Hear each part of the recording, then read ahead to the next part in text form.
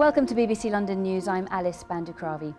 Thousands of climate campaigners are expected to be making their way to a secret London location to stage a week-long protest about climate change.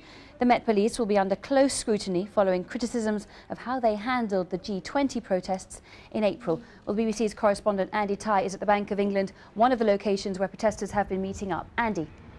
Yes, well, as you can see, there's probably a couple of hundred or so protesters gathered here outside the Bank of England. We've seen another couple of hundred perhaps go past on their bicycles, which is a measure of the sorts of problems perhaps that the police are going to face as they try to work out just where these people are going to congregate when they try to set up this week-long camp. The police have been on a kind of charm offensive over the last few weeks. They've held meetings with the demonstrators, but crucially they haven't managed to persuade them to tell them where they're going to set up their camp. The Justice Secretary Jack Straw's weighed in today saying that that's unacceptable. Demonstrators say they simply don't trust the police, and in an open letter they've told senior officers that in the past when they've set up camps, police, quote, just come along and start hitting them.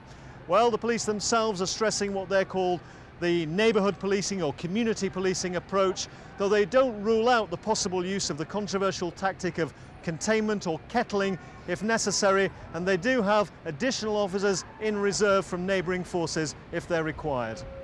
Thanks very much, Andy Ty at the Bank of England there.